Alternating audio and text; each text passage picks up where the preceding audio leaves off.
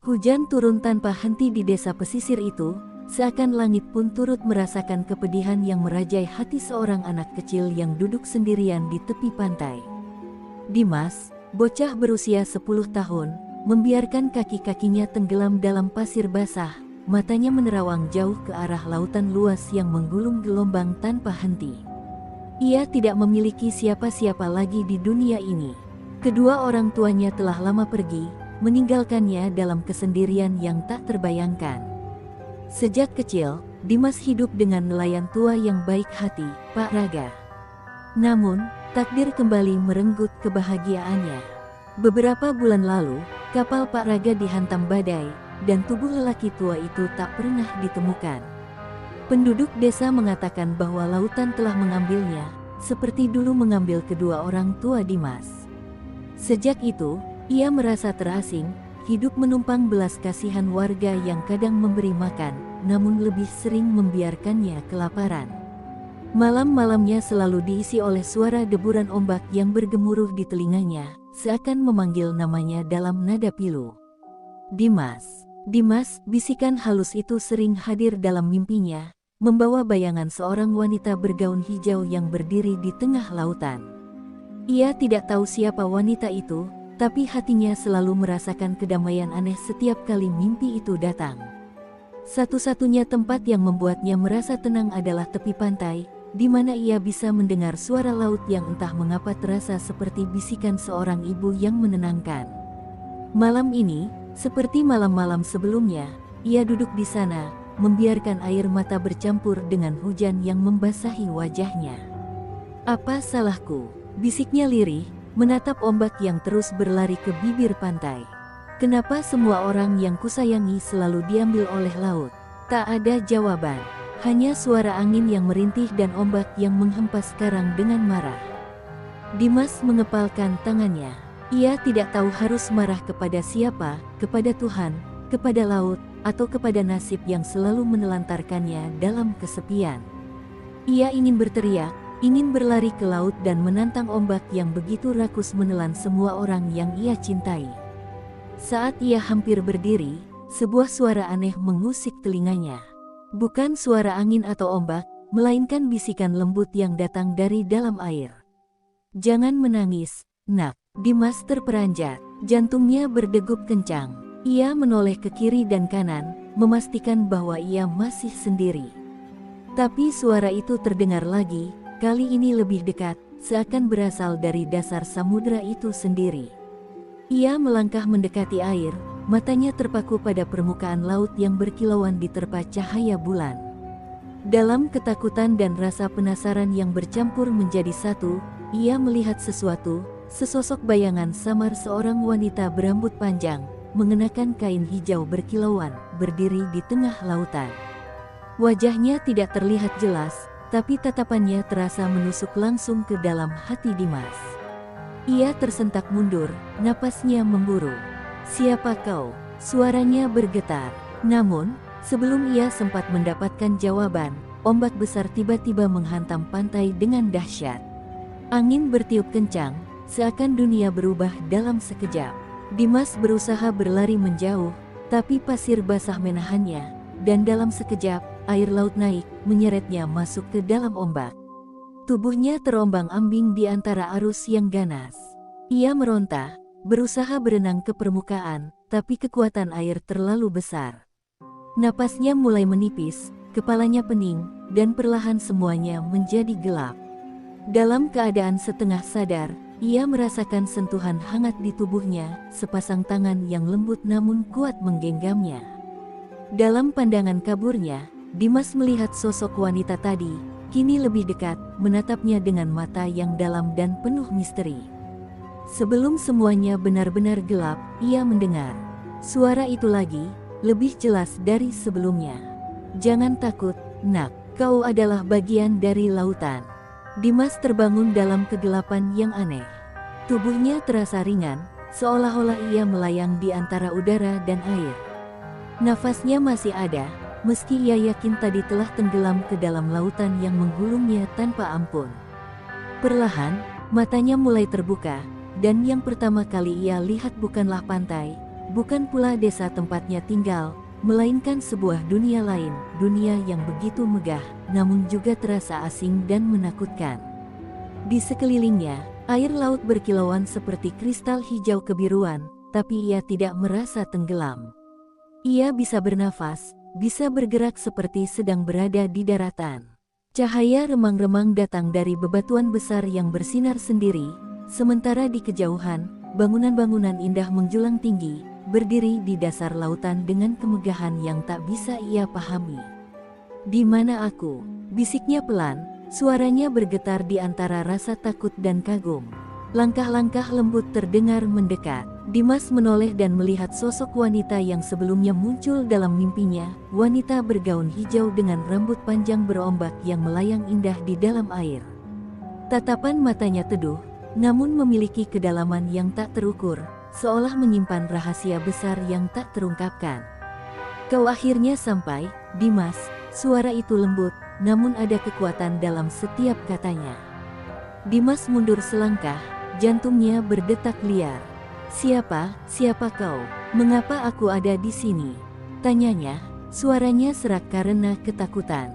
Wanita itu tersenyum samar, lalu mendekat dan mengulurkan tangannya. "Aku adalah Nyai Roro Kidul, Ratu Laut Selatan. Dan kau, Nak, telah lama menjadi bagian dari lautan ini. Takdir membawamu ke sini bukan tanpa alasan." Nama itu bergema di dalam pikiran Dimas. Sejak kecil, ia sering mendengar cerita rakyat tentang Nyai Roro Kidul, penguasa lautan yang sering dihubungkan dengan mitos-mitos mengerikan. Tapi mengapa ia, seorang bocah yatim piatu, bisa berada di hadapan makhluk seagung ini? "Tidak, aku tidak ingin ada di sini. Aku ingin kembali ke desa." Dimas berteriak, mencoba berlari menjauh. Tapi seakan lautan sendiri tidak mengizinkannya pergi, tubuhnya tetap berada di tempat, sementara ombak lembut melingkupinya seperti tangan tak kasat mata yang menahannya. Nyai Roro Kidul menghela napas panjang, tatapannya tak lepas dari mata Dimas yang dipenuhi ketakutan. "Kau boleh menolak, kau boleh menyangkal. Tapi suatu hari nanti, kau akan mengerti bahwa laut ini bukan hanya mengambil orang-orang yang kau cintai, tapi juga menyimpan jawaban yang selama ini kau cari." Dimas menggigit bibirnya. Air mata yang tak kasat mata mengalir dalam jiwanya. Ia tidak tahu harus percaya atau tidak. Tapi satu hal yang pasti, takdirnya kini telah berubah. Dan itu baru permulaan. Dimas berdiri terpaku, tubuhnya terasa berat meski ia melayang di tengah dunia yang tak seharusnya menjadi miliknya. Kata-kata Nyai Roro Kidul masih terngiang di telinganya, "Laut ini bukan hanya mengambil orang-orang yang kau cintai, tapi juga menyimpan jawaban yang selama ini kau cari." Apa maksudnya? Apa yang sebenarnya terjadi pada orang tuanya? Nyai Roro Kidul mengulurkan tangan, dan seketika, air di sekeliling mereka berputar perlahan, membentuk cermin besar yang berkilauan dalam warna hijau kebiruan. "Lihatlah, Dimas. Inilah kebenaran yang selama ini tersembunyi darimu," bisiknya. Dimas menelan ludah, lalu menatap cermin air itu. Perlahan, bayangan-bayangan mulai muncul, seorang wanita muda berambut panjang, mengenakan kain hijau yang hampir serupa dengan Nyai Roro Kidul. Ia tampak berdiri di tepi pantai, menatap laut dengan raut wajah cemas. "Itu, ibuku." Suara Dimas bergetar. "Benar," Nyai Roro Kidul mengangguk pelan. "Ibundamu dulu adalah salah satu pelayan istanaku. Ia memiliki hubungan yang kuat dengan laut, seperti dirimu." Dimas semakin bingung.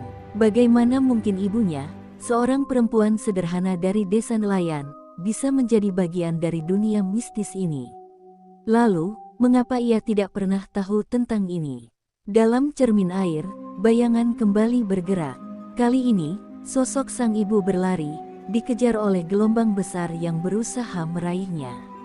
Ia menangis, berteriak, memohon sesuatu yang tak terdengar jelas.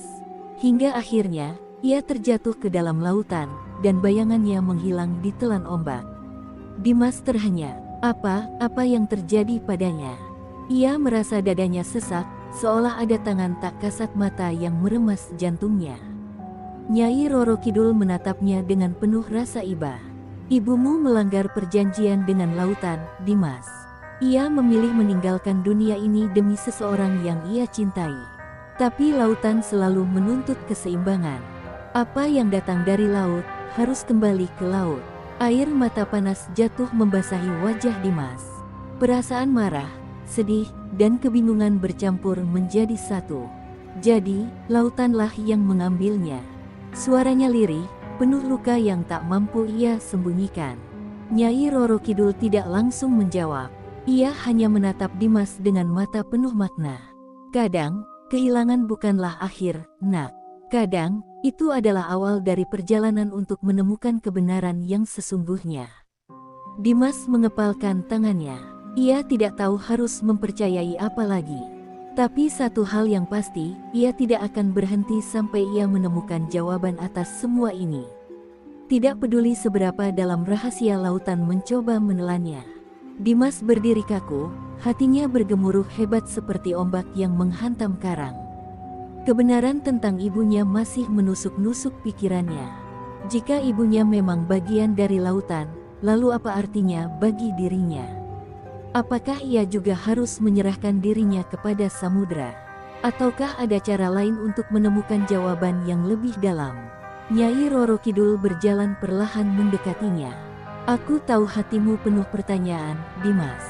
Tapi sebelum kau bisa memahami semuanya, kau harus melewati ujian. Aku harus tahu apakah kau cukup kuat untuk menghadapi takdir yang menantimu, katanya dengan suara tenang namun penuh wibawa. Dimas menatapnya ragu. Ujian. Ratu Laut Selatan mengangkat tangannya, dan seketika, air di sekeliling mereka mulai berputar liar. Ombak yang tadinya tenang berubah menjadi pusaran ganas yang mengancam untuk menelannya hidup-hidup. Dari dalam kegelapan lautan, muncul sosok-sosok mengerikan, makhluk bayangan dengan mata merah menyala, tubuhnya diselimuti kabut hitam yang bergerak seperti asap di dalam air. Itu adalah roh-roh laut yang terbuang, ujar Nyai Roro Kidul. Mereka adalah jiwa-jiwa yang tidak diterima oleh lautan maupun daratan.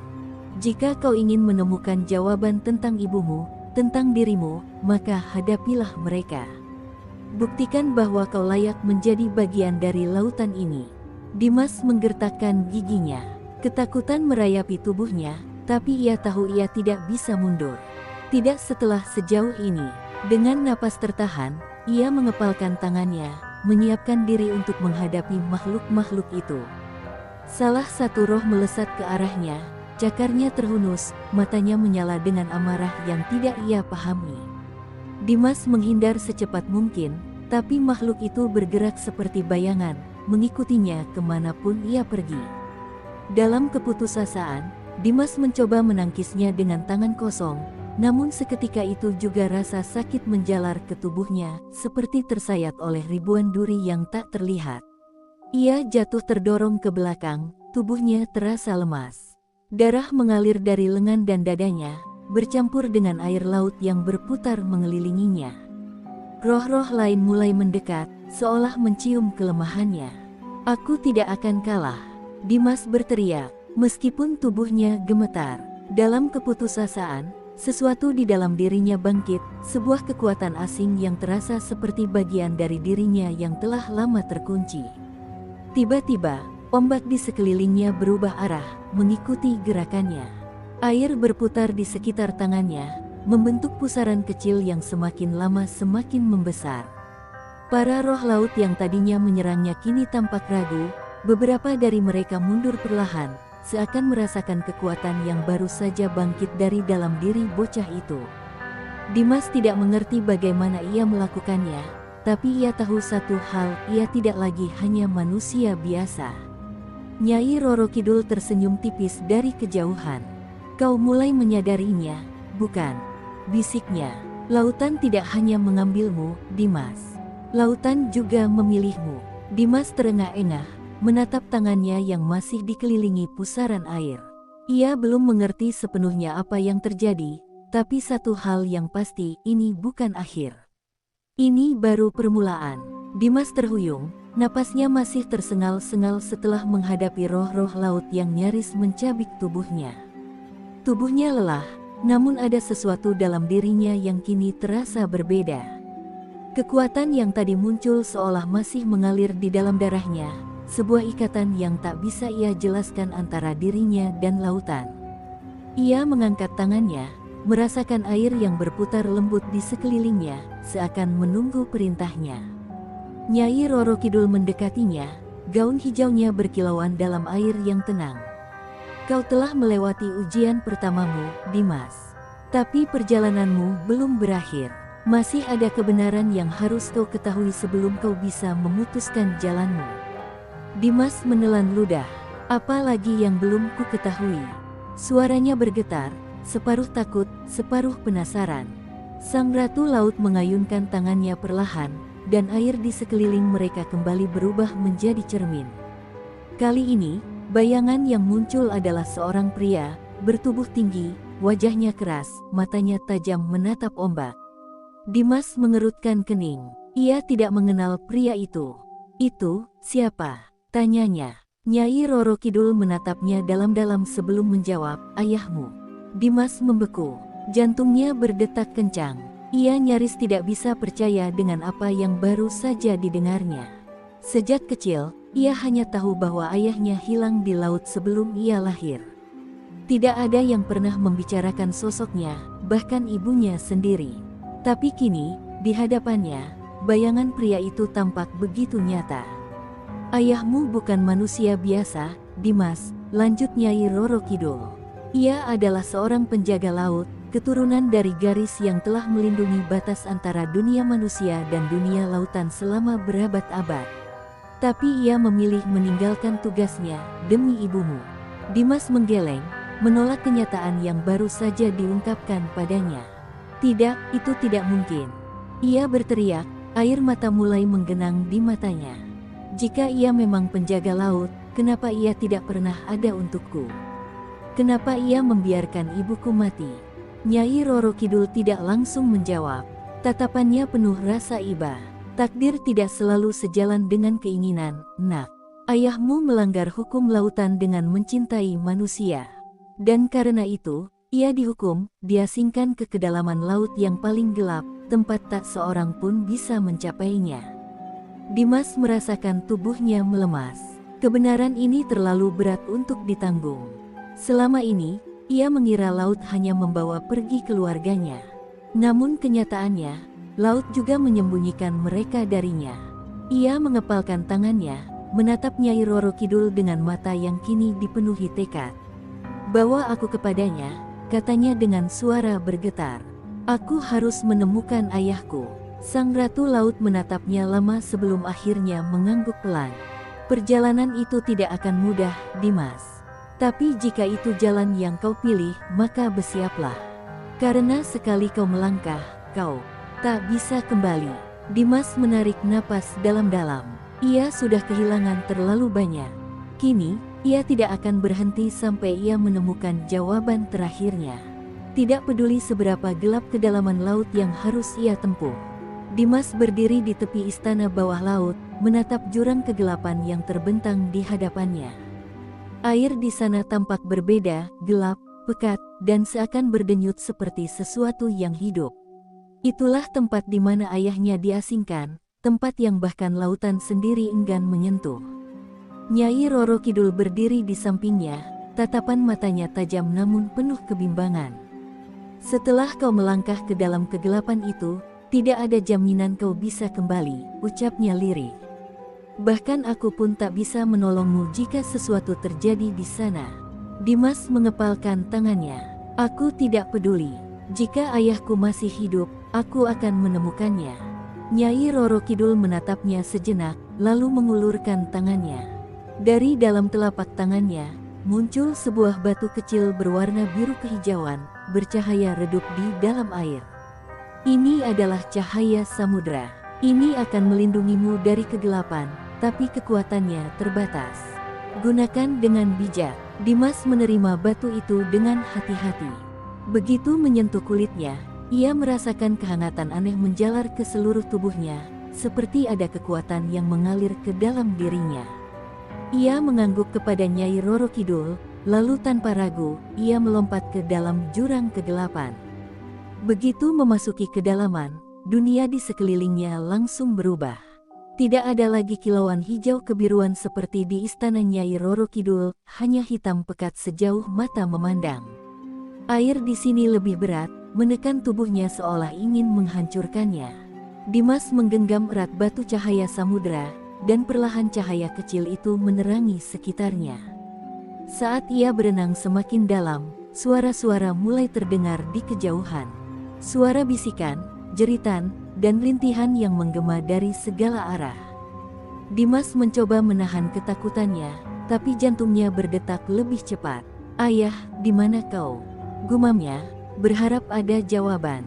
Tiba-tiba, dari kegelapan, muncul sosok bayangan besar. Tubuhnya tinggi, matanya merah menyala, dan kulitnya tampak seperti terbuat dari batu karang yang retak-retak.